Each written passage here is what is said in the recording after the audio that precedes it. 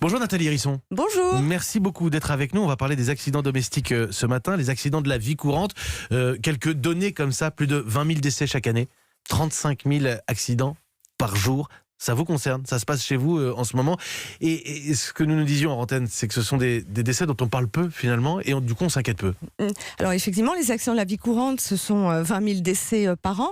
Les accidents de la vie courante, ce sont tous les accidents qui ne sont pas des accidents de la circulation, ni des accidents du travail. Donc ça peut être des chutes à la maison, des intoxications, des électrisations, évidemment des incendies domestiques. Alors parlons des incendies justement, puisque vous avez choisi cette année de mettre l'accent sur les incendies à la maison. Je suis désolé, c'est anxiogène au réveil comme ça, 300 morts par an. C'est quasiment un par jour. Oui, c'est un incendie domestique qui se déclenche toutes les 2 minutes en France. Donc on le sait très peu. Donc il est important effectivement d'essayer de faire passer des gestes de prévention. C'est pas le feu qui tue. C'est pas le feu qui tue. Non, c'est pas le feu, ce sont les fumées.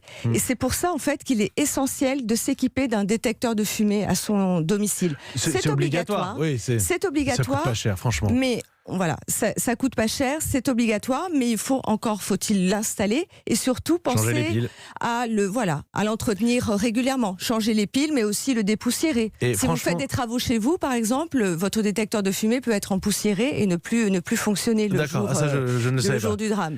Donc il faut y penser. J'ajouterais le détecteur de monoxyde de carbone qui lui n'est pas obligatoire, mais qui peut être très utile. 9 parents sur 10 ont déjà eu un comportement à risque relatif aux incendies.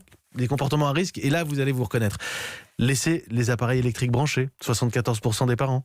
Oui, absolument. Ce qu'on fait aussi beaucoup, c'est on laisse des bougies allumées aussi. Voilà, le soir avant de se coucher, on pense pas forcément à allumer les bougies, à éteindre les bougies qu'on a allumées pour l'apéritif le soir avec les amis. La cheminée, donc ça, le foyer de la cheminée, dangereux. Quand on a la chance d'avoir une cheminée et on laisse le feu se consumer, la bûche se terminer, ça peut être dangereux. Oui, absolument. Ce qui est dangereux on fait quoi aussi, d'ailleurs on jette un seau d'eau dessus, on l'éteint franchement, on y va Plutôt avec une couverture en fait, anti-feu plutôt qu'avec de l'eau.